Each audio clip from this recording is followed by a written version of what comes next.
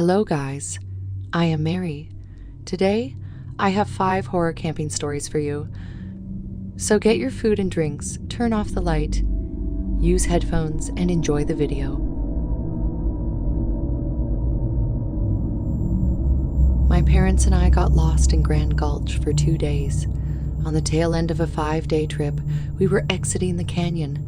The route seemed a lot more difficult than we anticipated. We knew there would be a faint trail, if any, but once we crested the rim, we found out we were way off course.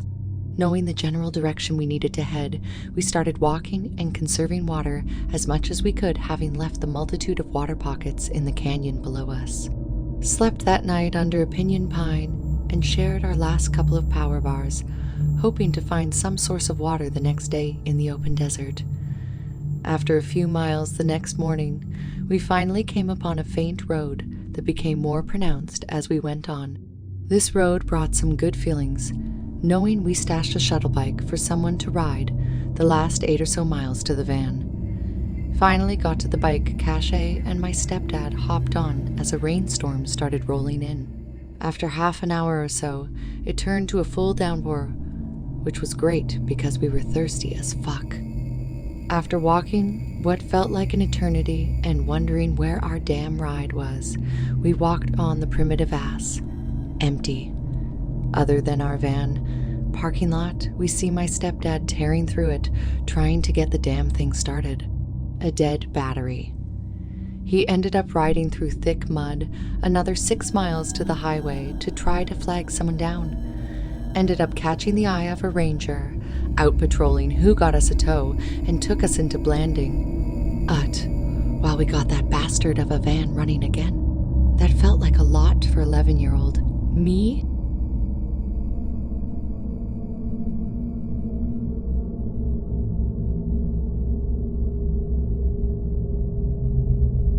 A guy and his girlfriend were on a road trip through California when they found a relatively empty campsite.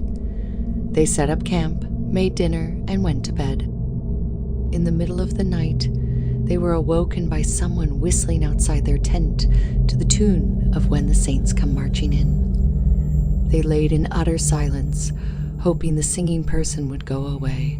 But then the whistling turned to chanting. When you sleep here, you disrespect me, and when you disrespect me, you disrespect the U.S. Marines, the Reddit user knew they needed to get out. They quietly climbed from their tent into their truck and drove to a motel in the neighboring town. The next morning, they drove back to the campsite to retrieve the belongings they'd left behind. As they were leaving, they paused at a site adjacent to where they had slept, where a family had been staying.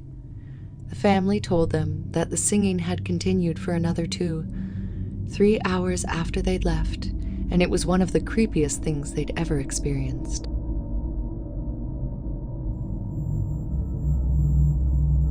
When Jim was 18, he and some friends took a road trip to the Apalachicola National Forest near Tallahassee. Their goal was to get away from people, so they found themselves driving far into the woods. After they set up camp and had a few drinks, Jim and his friend decided to explore the surrounding forest. They found another trail and started following it, but the further they went, the more apparent it became that someone was living there. Eventually, they came to the campsite of an older man who was living out of his van. His clothes were strung up, coolers were scattered around, and a dog sprawled beside the van. The user and his friend tried to back out without being seen, but the man caught sight of them and called them over. He asked them friendly questions and offered up some places they should check out in the park. After about 10 minutes of talking, they returned to their own campsite. The man was a little strange, but seemed perfectly harmless. But fast forward 2 months, and Jim's friend calls and tells him to turn on the television. There, on screen, was the man they met in the woods that night, on trial for 4 murders.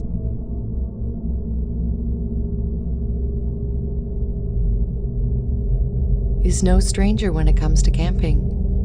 But when he and his wife wandered off the trail while backpacking in Maine, they had a rather strange encounter. They had prepared to be on the trail for 10 days and so far hadn't seen another person since first hitting the trail. The couple had hoped not to see anyone else on their trip, so this was perfect.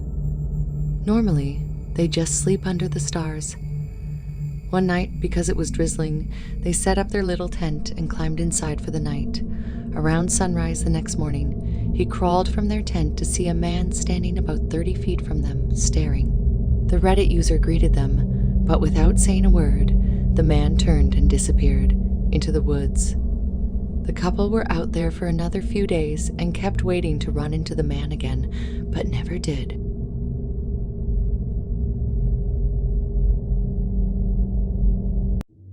As soon as it got dark and I was falling asleep, my tent became covered with hundreds of rats. They were everywhere, climbing up my ropes and over the top of the tent. I shook as many as I could off and started a fire and stayed up all night, hoping they wouldn't return. They seemed to be gone.